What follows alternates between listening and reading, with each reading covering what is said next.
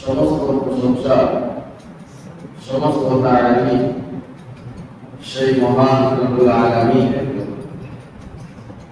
যে মহান রব্বুল আলামিন আমাদেরকে আজ পবিত্র আশুরার দিন এবং জুমার দিন মসজিদ জামিয়া জিয়াতে জুমার নামাজের উদ্দেশ্যে আসা বসার তৌফিক দান করেছেন। আমরা সকলে বলি আলহামদুলিল্লাহ। এর নাজরীন আজ দুপুরে একটি গুরুত্বপূর্ণ দিন রয়েছে আশুরা।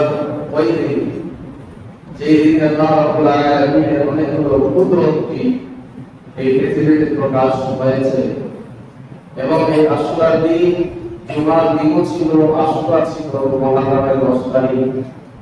ইমাম আলী ইমাম হুসাইন রাদিয়াল্লাহু তাআলা আনহু কারবালার ময়দানে ইয়াজিদের আদেশে শহীদ করা হয়েছে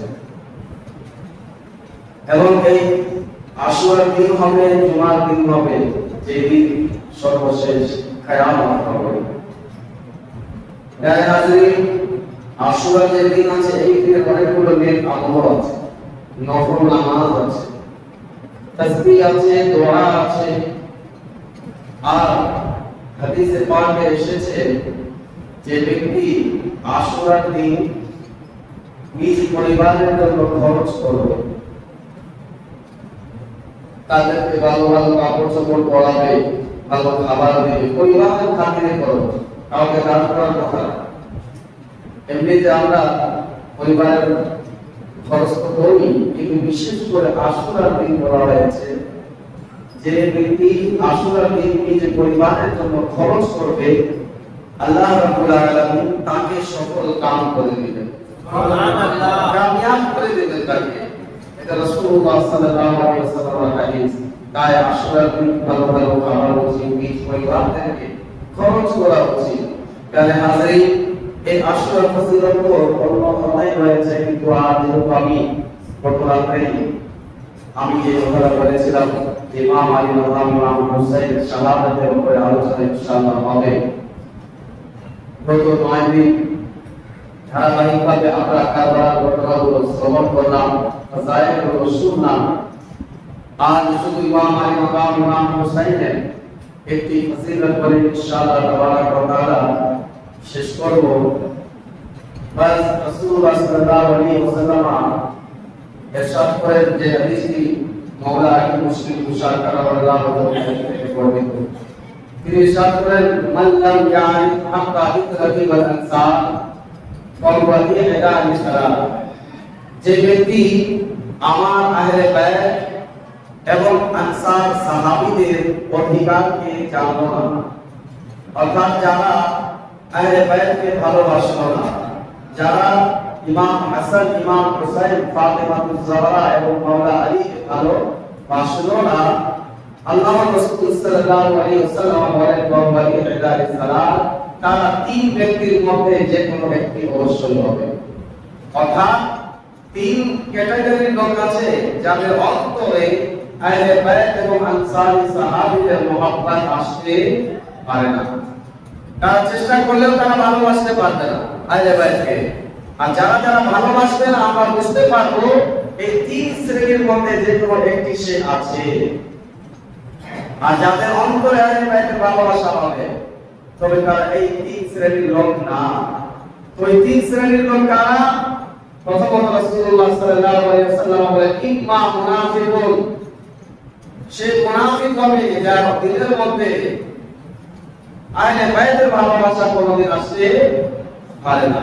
প্যারে হাজরিন, আলহামদুলিল্লাহ, আমরা 10 দিন পর্যন্ত আহলে বাইতের জিকির, ইমাম আলী মাকামের ভালোবাসা নিয়ে আমরা শ্রবণ করেছি। এটা প্রমাণ যে আমরা মুনাফিক না। কারণ মুনাফিক যারা হবে তারা আহলে বাইতের আলোচনা শুনতেই চাবে না, তারা আহলে বাইতের মাহফিল করবেও না, তাদের নামে ফাতিহা করবে না, তাদের আলোচনা আমাদের যাবে না, সে মিলাদের টাকা দিবে না, পয়সা দিবে না, বরঞ্চ তাদের মনটি অন্যদিকে থাকবে। তো আহলে বাইত ইমাম হুসাইনের ভালোবাসা যাদের দিলে থাকবে না, প্রমাণ সেই ব্যক্তি মুনাফিক হতে পারে না। দ্বিতীয়ত রাসূলুল্লাহ সাল্লাল্লাহু আলাইহি ওয়াসাল্লাম বলেন, আও লিসানিয়া, অথবা সে যদি মুনাফিক না হয় তবে অবশ্যই সে ব্যক্তি হারামি হবে। হারামি মানে কি? হারামির অর্থ হচ্ছে যার মা বিয়ে করেনি কিন্তু সে জন্ম নিয়েছে, যার বাবা ঠিক নেই। যেমন ওবাইদুল্লাহ ইবনে জিয়াদের বাবা ছিল। হারামির অর্থ বিনা বিয়েতে যে ছেলে জন্ম নেয়, শরীয়ত তাকে হারামি বলে। প্যারে হাজিরিন, বোঝা যায় তার শরীরে যে রক্ত বের হয়েছে সেটা হালালি রক্ত না, হারামি রক্ত। তাই রাসূলুল্লাহ সাল্লাল্লাহু আলাইহি ওয়াসাল্লাম বলেন, যে ব্যক্তি হারামি হবে, যার শরীরে রক্ত পাক হবে না, সেই ব্যক্তির অন্তরে আহলে বাইতের ভালোবাসা আসতে পারে না। আলহামদুলিল্লাহ, আমাদের শরীরে, আমাদের দিলের মধ্যে আহলে বাইতের ভালোবাসা আছে। ইয়া হুসাইন, ইয়া হুসাইন আমরা বলি, এই ভালোবাসা আমাদের দিলে আছে। আমরা প্রমাণ করে দিচ্ছি যে আমাদের শরীরে যে রক্তটি প্রবাহিত হচ্ছে, এই রক্তটি হালাল আছে, আমার রক্ত পাক আছে, আমার বাপ দাদার রক্ত পাক আছে। প্যারে 3 নম্বর রাসূলুল্লাহ সাল্লাল্লাহু আলাইহি ওয়াসাল্লাম বলেন যে হতে পারে সে মুনাফিক যদি না, বা সে হারামি যদি না হয় থাকে, তবে এই বাচ্চাটি হাইজি অবশ্যই হবে। হাইজি বাচ্চা মানে কি? বিয়ে তো তার বাবা করেছে, কিন্তু মহিলাদের আইয়ামে মাসুসা কিছু হয়, যে সময় তারা নামাজ পড়তে পারে না, রোজা রাখতে পারে না, ইবাদত করতে পারে না, এই আইয়ামে মাসুসাতে তাদের কাছে যাওয়া নিষেধ। কিন্তু কোন ব্যক্তি যদি চলে যায় আর যদি তার গর্ভে বাচ্চা থেকে যায়, তো এমন বাচ্চাকে হাইজি বাচ্চা বলে। তো এমন বাচ্চাদের দিলের মধ্যেও কোনদিন আহলে বাইতের ভালোবাসা আসতে পারে না। তো যারা বর্তমান পুরো মুহররম মাস পার হয়ে যাচ্ছে, কিন্তু তার মিম্বারে রাসূলের উপরে দিয়ে ইমাম আলী মাকামের সুনাম করতে পারছে না, বরং ইয়াজিদ রাহমাতুল্লাহ আলাইহি, ইয়াজিদ ভালো ব্যক্তি ছিল, ইয়াজিদ তাবিঈ ছিল, ইয়াজিদ এমন ছিল, ইয়াজিদ তেমন ছিল, ইয়াজিদের গুণগান করছে, খুঁজ লাগাই দেখবেন অবশ্যই তারা মুনাফিক হবে, নতুবা হারামি হবে, নতুবা তারা অবশ্যই হাইজি বাচ্চা হবে। কিন্তু আলহামদুলিল্লাহ, আমরা আহলে বাইতের ভালোবাসা নিয়ে আমাদের মসজিদে আলোচনা হচ্ছে, আমরা বলছি, আপনারা শুনছেন, এটাই প্রমাণ দিচ্ছি এই 3 শ্রেণীর লোক থেকে আমরা একটাও না, বরঞ্চ আমরা হালালি, আমার বাপ দাদারাও হালালি আছে। সুবহানাল্লাহ। প্যারে হাজিরিন, যারা ইমাম আলী মাকাম ইমাম হুসাইন আলাইহিস সালাম গতকালকে এই জায়গা পর্যন্ত আমরা আলোচনা শুনেছিলাম যে ইমাম আলী মাকাম ইমাম হুসাইনের সঙ্গে 7 মুহররম এই দিনে পানিকে বন্ধ করে দেওয়া হলো। 7 মুহররম হারাম থেকে তাদের খেমাতে এক বিন্দু পানি যায়নি, পায়রা লাগিয়ে দেওয়া হলো এবং ফুরাত নদীর তীরে সকলকে ডাল করে দিল, যেন এই জায়গা থেকে কেউ পানি নিতে না পারে। সবাই তো পানি পান করবে, কিন্তু ইমাম হুসাইন আলাইহিস সালাম এবং তার অনুসারীরা, তার ঘরওয়ালারা, তারা পানি পান করবে না। এই এলান, এই ঘোষণা ইবনে জিয়াদের পক্ষ থেকে করে দেওয়া হলো। প্যারে হাজিরিন, ইমাম আলী মাকাম ইমাম হুসাইন আলাইহিস সালাম 7 মুহররম, 8 মুহররম পর্যন্ত ছিলেন। 9 মুহররম পর্যন্ত এই উবাইদুল্লাহ ইবনে জিয়াদ যে আছে, 9 মুহররমে চলে আসলো এবং বলতে লাগলো, আমরা আপনাদেরকে বলছি, আপনি কি করেন, ইয়াজিদের হাতে হাত রেখে বাইআত করে দিন, অথবা যুদ্ধের জন্য আপনি প্রস্তুত হয়ে যান। ইমাম আলী মাকাম ইমাম হুসাইন আলাইহিস সালাম তাদেরকে ফতোয়া প্রদান করলেন আর বলতে লাগলেন, হে কুফাবাসীরা, তোমরা কি জানো না আমি নিজে আসিনি, আমাদেরকে ডাকা হয়েছে, আমাকে ওসিলা দিয়ে, আমার মা আমার বাবার ওসিলা দিয়ে আমাদেরকে চিঠির পত্রের মাধ্যমে ডাকা হয়েছে যে আপনি চলে আসুন। তোমরা আমাকে ডেকেছো মেহমান বানিয়ে, আর তোমরা যুদ্ধের কথা বলছো। তোমরা কি ভুলে গিয়েছো যে আমার সঙ্গে যুদ্ধ করবে? ভুলে গিয়েছো রাসূলুল্লাহ সাল্লাল্লাহু আলাইহি ওয়াসাল্লামের ওই হাদিস, যে ব্যক্তি আমাকে ভালোবাসলো সে রাসূলুল্লাহ সাল্লাল্লাহু আলাইহি ওয়াসাল্লামকে ভালোবাসলো, যে আমার সঙ্গে দুশমনি করলো সে রাসূলুল্লাহ সাল্লাল্লাহু আলাইহি ওয়াসাল্লামের সঙ্গে দুশমনি করলো। তোমরা কি এই হাদিস জানো না যে রাসূলুল্লাহ সাল্লাল্লাহু আলাইহি ওয়াসাল্লাম আমাকে এবং আমার ভাইকে নওজওয়ান, জান্নাতি নওজওয়ানদের সরদার বানিয়েছেন?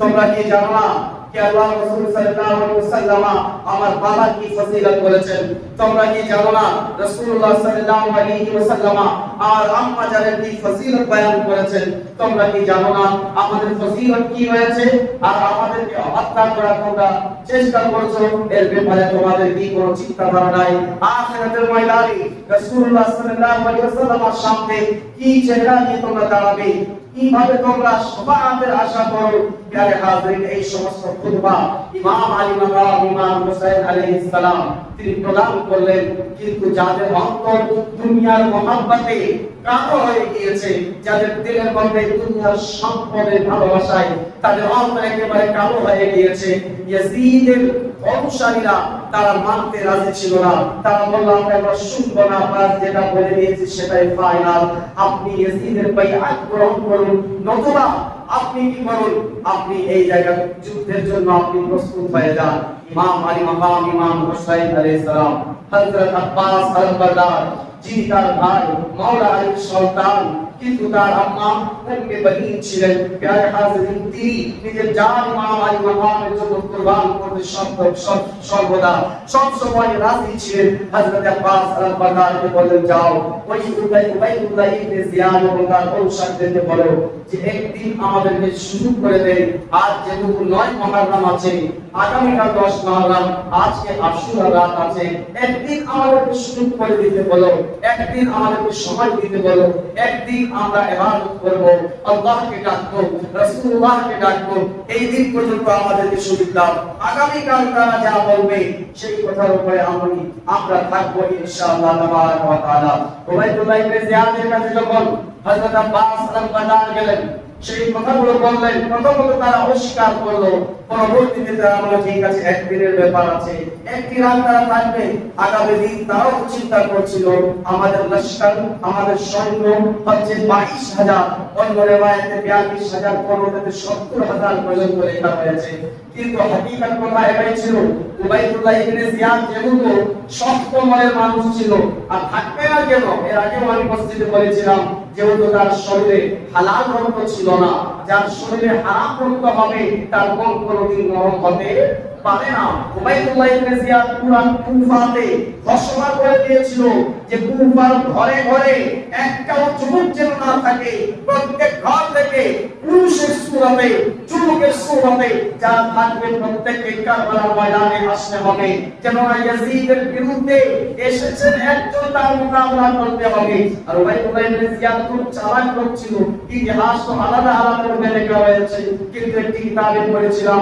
যে কুফার অনেক লোকেরাই জানতো না কার বিরুদ্ধে আমরা যুদ্ধতে এসেছি কুফার অনেক ঘরের মহিলাও জানতো না যে কারবালাতে যুদ্ধ হচ্ছে কার সঙ্গে হচ্ছে কেন ওই সময় তো এআই ছিল না ওই সময় তো গুগল মামা ছিল না ওই সময় তো ফেসবুক বা সোশ্যাল মিডিয়া কিছুই ছিল না যে প্রকাশ হয়ে যাবে আজ মনে করো ইরান এবং ইসরায়েলে যুদ্ধ লেগেছে আমরা এখান থেকে পুরোপুরি সরাসরি দেখতে পাচ্ছি আজকে এক সেকেন্ড আগে কি হয়েছে এটাও আমরা বর্তমানে খবর পেয়ে যাচ্ছি কিন্তু ওই সময় তো সোশ্যাল মিডিয়া ছিল না অনেক সময় লোকদেরকে অন্য কথা বলেছিল তারা বলেছিল বাগি এসেছে ইয়াজিদের দুশমন এসেছে এইভাবে বলছিল যাদেরকে দেখবো পুরুষের সূরতে কারো ঘরে কেউ আছে তাকে হত্যা করে দেওয়া হবে অনেকে ভয়ে এসেছে অনেকে ধন সম্পদের মহব্বতে এসেছিল যদি আমরা বিজয় হয়ে যাব যে বাইতুল মাল যে গনিমতের মাল পাওয়া যাবে তার মধ্যে থেকে ভাগ আমরা পেয়ে যাব কেউ কেউ এই চিন্তা এসেছে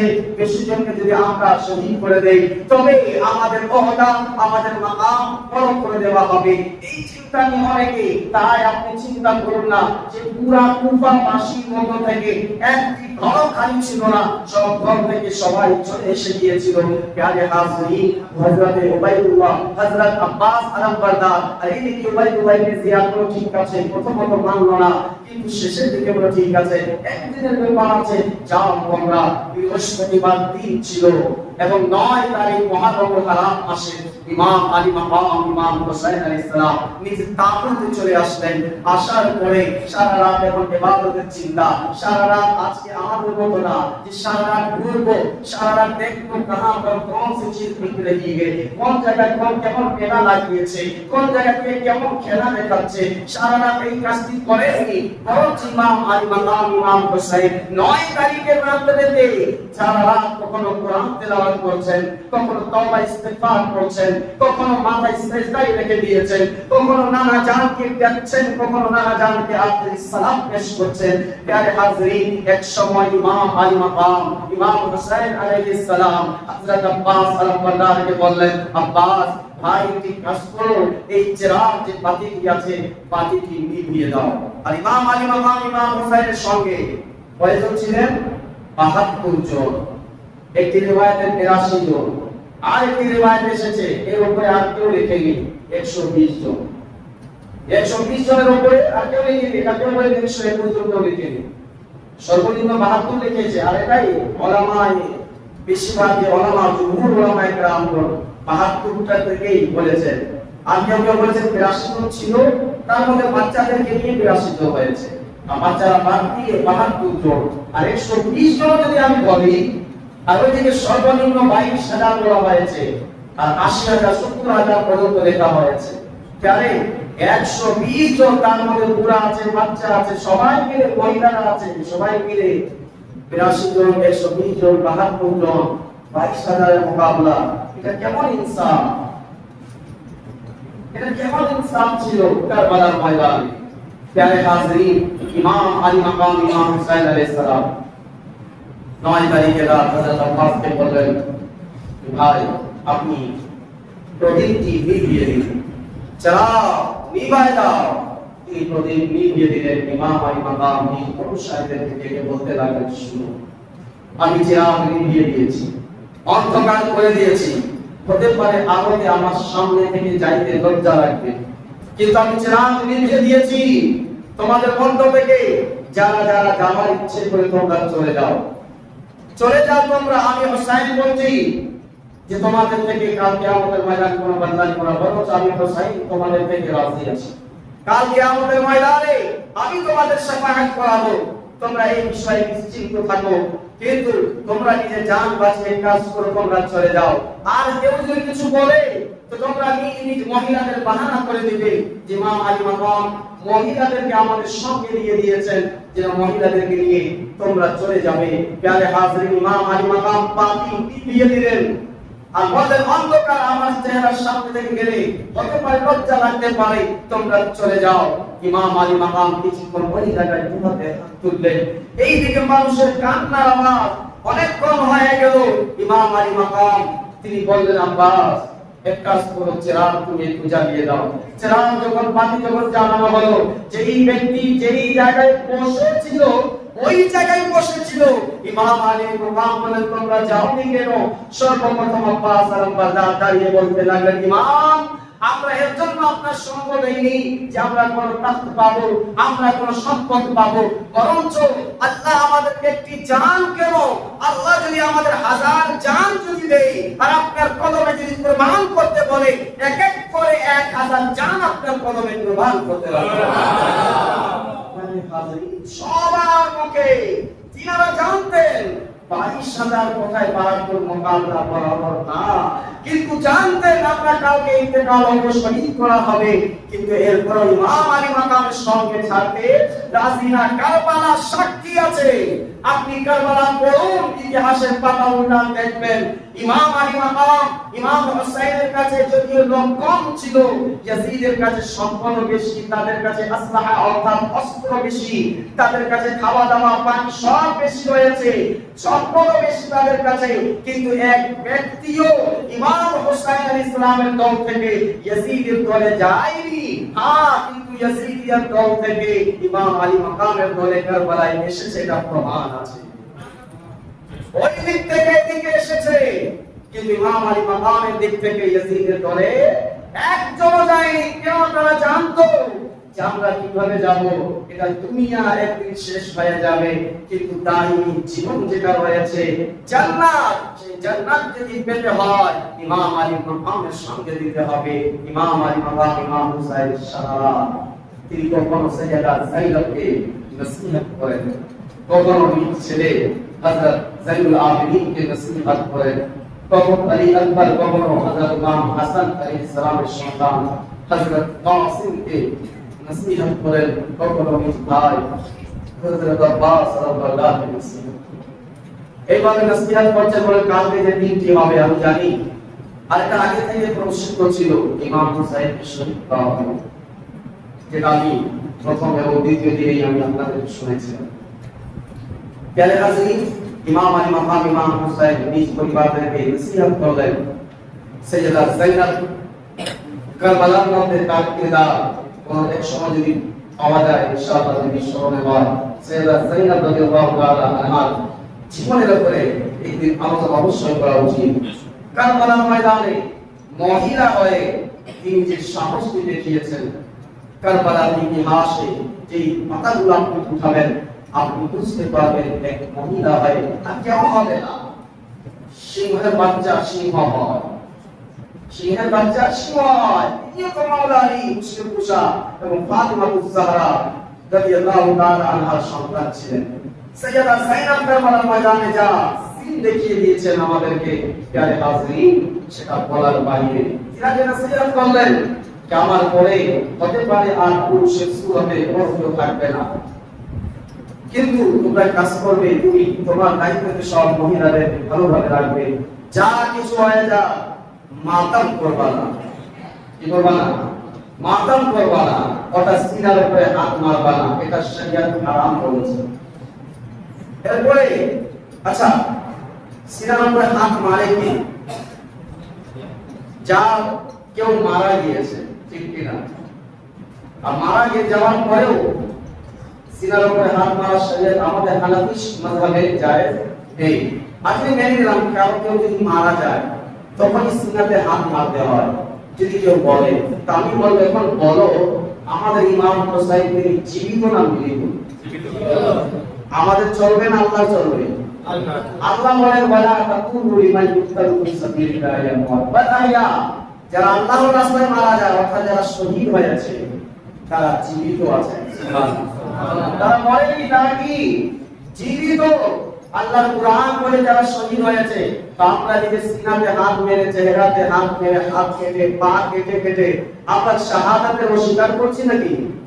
কেউ যদি এভাবে মাতাম করে তার মানে কি তার হিসাবে বোঝাচ্ছে যে তিনি মারা গিয়েছেন, তিনি শহীদ হননি, তিনি মারা গিয়েছেন। আলহামদুলিল্লাহ, আমরা মাতাম না করে আমরা এটা প্রমাণ দিচ্ছি তিনি মারা যাননি, তিনি শহীদ হয়েছেন। আর শহীদরা জিন্দা আছে, শহীদরা জিন্দা আছে। প্যারে হাজরিন, ইমাম আলী মাকাম ইমাম হুসাইন আলাইহিস সালাম নসিহত করে দিলেন সবাইকে, এবারে কালকে থাকবে না, আমার ইন্তেকাল যদি হয়ে যায় তোমরা সব করবে না, তোমরা কি করবে ভালো করে, তুমি আমাদের মহিলাদের যারা খানদানে রাসূলের মহিলারা রয়েছেন তাদেরকে তোমরা তুমি সামলাবে। আপনি তেমনি ভাবে বললেন। প্যারে হাজির, যাই হোক শর্ট করে আমি সামনের দিকে এগিয়ে চলে যাচ্ছি। ইমাম আলী মাকাম ইমাম হুসাইন যখন 10 তারিখে মুহররম তিনি বললেন নিজ সন্তান হযরত আলী আকবরকে, আকবর ফজরের সময় হয়েছে, আযান দিয়ে দাও।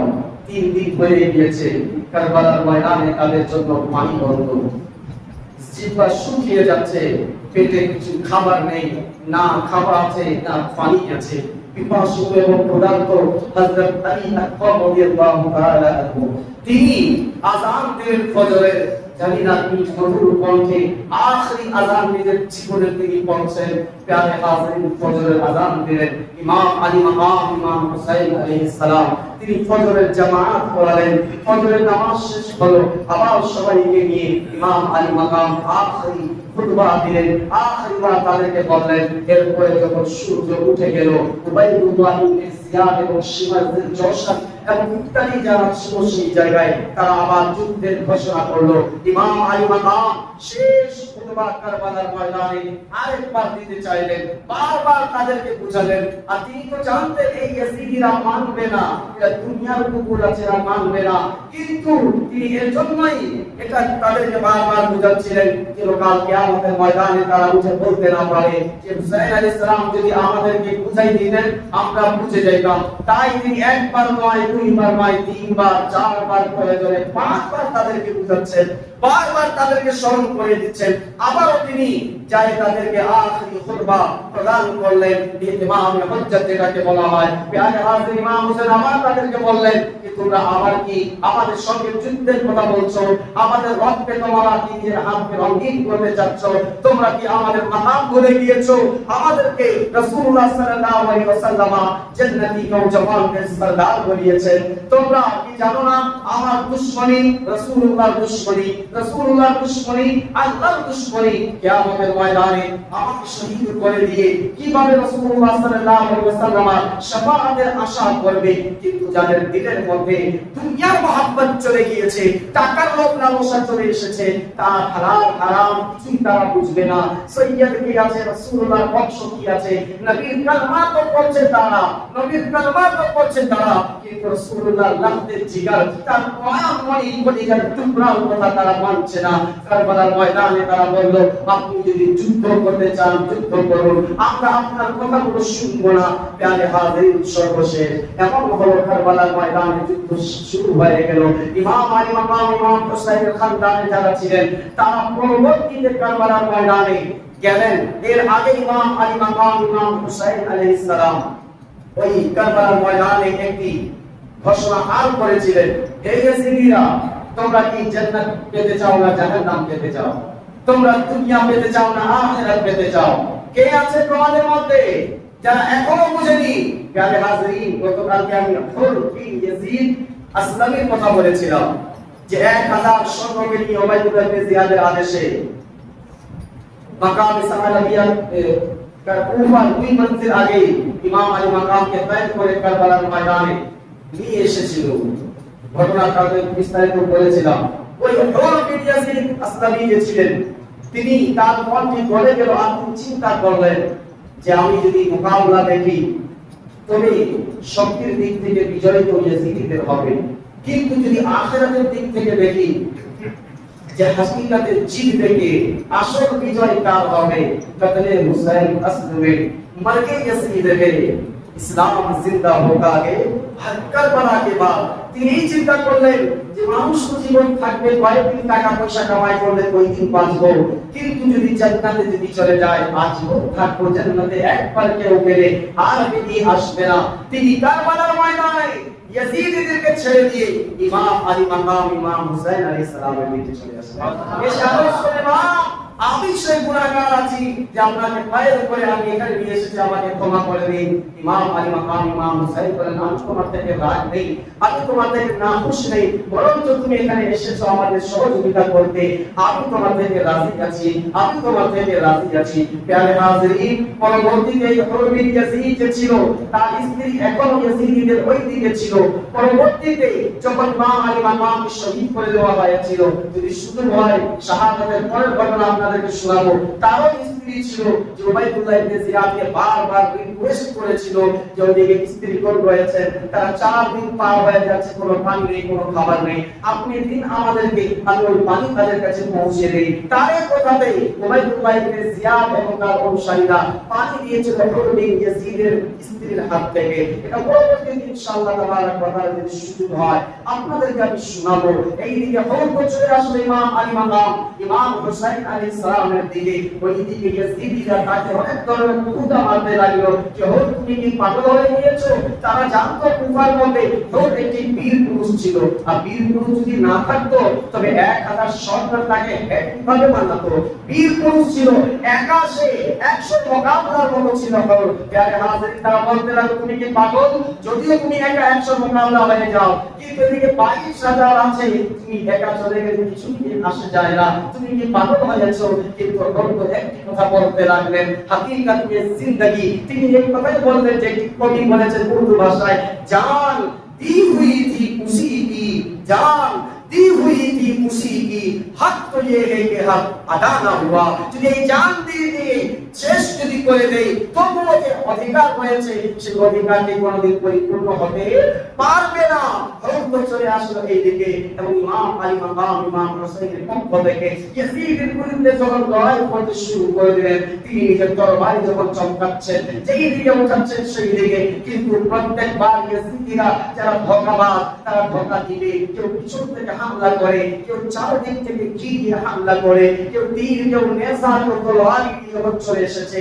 একজন হুজুর ছিলেন, তিনি কিভাবে কোরআনের মোকাবেলা করতেন, 100 উপরে ইয়াজিদিদেরকে জাহান্নাম পৌঁছানোর পরে হুজুর রাদিয়াল্লাহু তাআলা আনহু তিনিও শহীদ হয়ে গেলেন এবং তিনি আখিরাতের জন্য সর্বদা সর্বকালের জন্য জান্নাতি হয়ে গেলেন। প্রিয় হাজিরিন, ইমাম আলী মাকাম ইমাম হোসেনের সঙ্গে যে সাহাবাগণ ছিলেন বা যে আনসাররা ছিলেন, সাহায্যকারীরা যারা ছিলেন কারবালার ময়দানে, তারা যতক্ষণ ছিলেন তারা একজনও ইমাম আলী মাকামের খানদান থেকে কারবালার ময়দানে আসতে দেয়নি। তারা বলেছে, ইমাম আপনার পরিবারের লোকেরা মরে যাবে, যতক্ষণ আমাদের শরীরে এক ফোঁটা রক্ত বাকি আছে আমরা আপনাদেরকে ময়দানে আসতে দিব না। কেমন ভালোবাসা ছিল যে জান উৎসর্গ করে দিচ্ছেন ইমাম আলী মাকামের নামে, জান উৎসর্গ করে দিচ্ছেন তাদের নামে। তিনারা জানেন যে ওই দিকে গেলে জান চলে যাবে, জান চলে যাবে, কিন্তু ইমাম আপনি চিন্তা করিয়েন না, যতক্ষণ আমরা বেঁচে আছি নিজের জান দিয়ে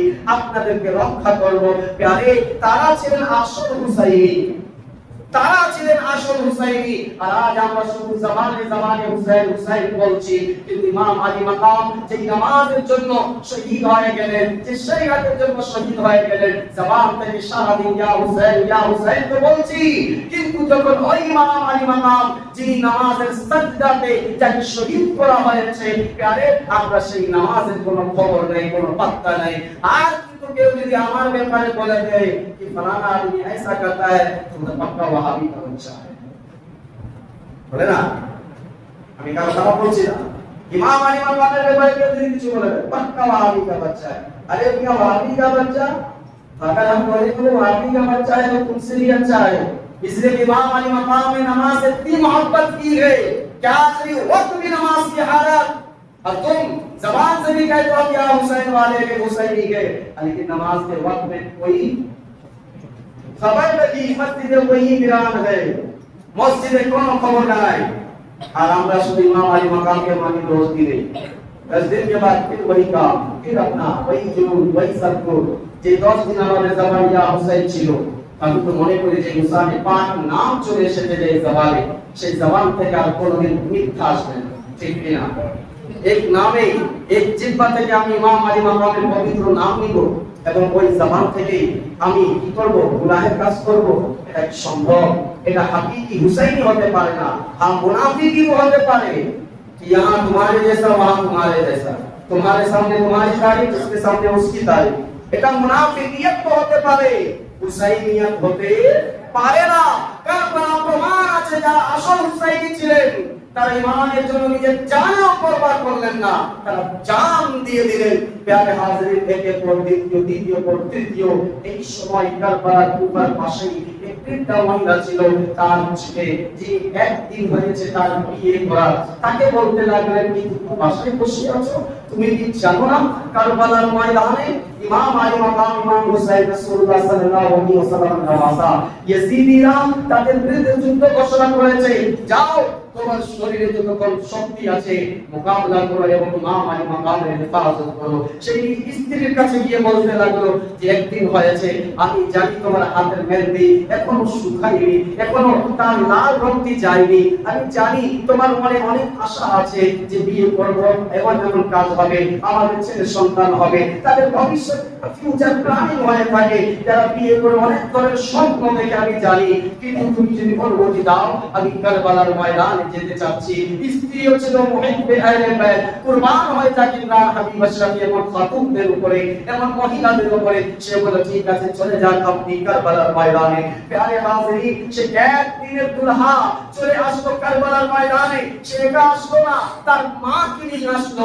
তার মা তাকে সঙ্গে নিয়ে এসে বলতে লাগলো যে দেখুন ইয়া হুসাইন, আপনি আমার ছেলেকে সুযোগ করে দিন যে আমার ছেলে শাহাদাতের মাকাম অর্জন করতে পারে। এটা বললো না তাদের বিরুদ্ধে লড়াই করতে পারে, কি করলো ডাইরেক্ট শাহাদাতের মাকাম অর্জন করতে আসলো। যে আগে থেকে মরার ইচ্ছে করেছে তাকে আর কে মারতে পারে? প্যারে হাজির, সেই এক দিনের পর এক দিনের দুলহা ইমাম আলী মাকাম প্রথমত মানা করলেন, তুমি নতুন বিয়ে করেছো, তোমার স্ত্রীর মনে অনেকগুলো স্বপ্ন আছে। তার স্ত্রী চলে এসেছিল, বলতে লাগলেন ইমাম একটি স্বামী কেন, আমার হাজার স্বামী যদি হয় আপনার কদমে কুরবান করতে আমি রাজি আছি। একটি সন্তান কেন, আল্লাহ যদি আমাকে সন্তান দিত সে যদি 6 মাসের হতো আমি আপনার কদমে কুরবান করে দিতাম। আমার স্বামীকে আপনি বলে দিয়ে দিন, কেননা যদি আমার স্বামী শহীদ হয়ে যায় তো কাল কিয়ামতের ময়দানে আমার স্বামী আমাকে ছেড়ে জান্নাতে যাবে না, আমাকে ছেড়ে জান্নাতে যাবে না। প্যারে হাজিরিন, সে একদিনের দুলহা একদিনের পর চলে গেলেন কারবালার ময়দানে, যুদ্ধ করলেন, লড়াই করলেন, খুব সাহস। সর্বশেষ তিনাকে শহীদ করে মাথা আলাদা হয়ে গেল। তার মায়ের কাছে যখন তার ওই লাশ নিয়ে আসা হলো, তার আম্মা জান শোনানো হলো যে আপনার ছেলে শহীদ হয়েছে। সে বলল শহীদ হয়েছে পরের কথা, আগে যাও দেখো আমার ছেলের বুকের উপরে দাগ আছে না পিঠের উপরে দাগ আছে। আমার ছেলে বুকে দাগ আছে নাকি পিঠে দাগ আছে? গিয়ে বলতে লাগলো আপনার ছেলের বুকের উপরে সে তীর খেয়েছে। সে নিজের ছেলের কাছে গিয়ে দেখলো এবং বুকে জড়িয়ে ধরলো, বলো বাবা আজ তুমি আমার বুকের হক আদায় করে দিয়েছো। জিজ্ঞাসা করলো এই জায়গায় আপনি বুকে এবং পিঠে দাগ কেন দেখলেন? বলে যদি আমার ছেলে পিঠে আঘাত পাইতো তার মানে সেই ময়দান থেকে পালিয়ে যাচ্ছিল, পিছন থেকে তাকে হামলা করা হয়েছে। যদি আমার ছেলে তার পিছে দাগ থাকতো বুকে দাগ থাকতো না, তাই বুঝতাম আমার ছেলে শহীদ হয়নি, এবং ছেলেকে দেখার প্রয়োজন ছিল না। কিন্তু সেই নিজের বুকে তীর খেয়েছে ইমাম আলী মাকামের জন্য, তাই আমি আমার ছেলের উপর গর্ব করি যে আমার ছেলে শহীদ হয়েছে। প্যারে হাজিরিন, এই ছিল কারবালার ঘটনাগুলো। এরপর ইমাম আলী মাকাম, ইমাম হুসাইনের খানদান দেখলো, হযরত কাসিম, হযরত আলী আকবর, হযরত আলী আসগর, হযরত আব্বাস আল-বারদার, তারপর ইমাম আলী মাকাম, ইমাম হোসেন, মাওলা আলী। ওই জায়গায় আরো কয়েকজন সন্তানরা ছিলেন যার নাম আবু বকর বিন আলী, উমর ইবনে আলী, উসমান ইবনে আলী। মাওলা আলীর এই ছেলে সন্তানগুলো তারাও কারবালার ময়দানে ওই জায়গায় উপস্থিত ছিলেন। তিনাদের শাহাদাত কিভাবে হলো ইনশাআল্লাহ যদি শুরু হয়, কারণ আজকে রাতে ইশার পরেও ইনশাআল্লাহ তাবারাক ওয়া তাআলা আল্লাহ যদি চায় শেষ মিলাদের আয়োজন করা হবে। যদি সুযোগ হয় আমি তাদের মধ্য থেকে কয়েকজনের শাহাদাত পড়ার চেষ্টা করব। আল্লাহ আমাদের সকলকে কবুল করুন। বাস একটি কথা মনে রাখবেন, আজকে আশুরার দিন আছে, শুধু রোজা রাখলে হবে না। আজকে থেকে একটি ওয়াদাবদ্ধ হয়ে যায় নিজে থেকে নিজে, আমার থেকে ওয়াদা করবেন না। আমি যদি ওয়াদা দিয়ে নিব পরবর্তীতে কি হবে? ওয়াদা যদি ভঙ্গ হয়ে যায় গুনাহগার, আমার জন্য কেউ গুনাহগার হবে চলবে। আপনি আমার জন্য না, জামিল ইসলামী ইমামের জন্য না, ইমরান হাবিব আশরাফির জন্য না, ইমাম হুসাইনের জন্য একটি ওয়াদা নিজে থেকে নিজে করুন যে আজ থেকে আমরা নামাজ অবশ্যই আদায় করব इंशाअल्लाह। 5 आदमी की आवाज आई और यहाँ पे 5 सवाल हुई, मतलब क्या सोच रहे इमाम साहब जितना भी बोलिए अल्लाह दो काम दिए, यहाँ से सुनने आ सकता है। ऐसी नियत का क्या है? क्या खिचड़ा में इमाम को याद रखना है, शरबत में इमाम को याद रखना है। बोलिए तो जरा सा, फिर एक लम्हे के लिए सोचो ना, सिर्फ खिचड़ा खा क्या मुसाहिब बनेंगे? नमाज पढ़े थे नहीं मुसाहिब। एक पीर साहब के पास एक औरत आई, आकर कहने लगा मेरा बेटा परेशान है, कोई ताबीज दे दीजिए। हजरत ने कहा बेटी तुम वजीफा ले लो। मैंने कहा ताबीज दीजिए, वजीफा ले। कहने हजरत ताबीज दीजिए, कहने वजीफा ज्यादा काम आएगा, मैंने कहा ताबीज दे दीजिए। मतलब उसका क्या था कि ताबीज जब देंगे तो जितनी महीना हजरत को रखना होगा और वजीफा देंगे तो हमको पढ़ना होगा। यानी जो तकलीफ करना हजरत करे हम कोई तकलीफ नहीं करेंगे, बस लड्डू लाए और खाए बिना। तो हम ऐसे उसे नहीं बनना चाहते क्या? बोलूं ना इमाम आली मकाम शहीद হয়েছে কোন জায়গায়? সিজদাতে বলে দিচ্ছে कि जहां मानो गवारा लगा नमाज मेरी कजा नहीं गई, ना इमाम हुसैन की नमाज कजा गई, लेकिन आज हुसैन हम कहलाते हैं फिर भी नमाज की खबर नहीं। तो आज আমার জন্য নয়, ইমাম আলী মাকাম ইমাম হুসাইনের জন্য ওয়াদা করুন নিজে থেকে নিজেকেই कि इंशाअल्लाह आज থেকে ইমাম আলী মাকামের খাতিরে আমরা 5 ওয়াক্ত নামাজ জামাতে আদায় করব। সকলে বলি ইনশাআল্লাহ। আমরা বলি ইনশাআল্লাহ।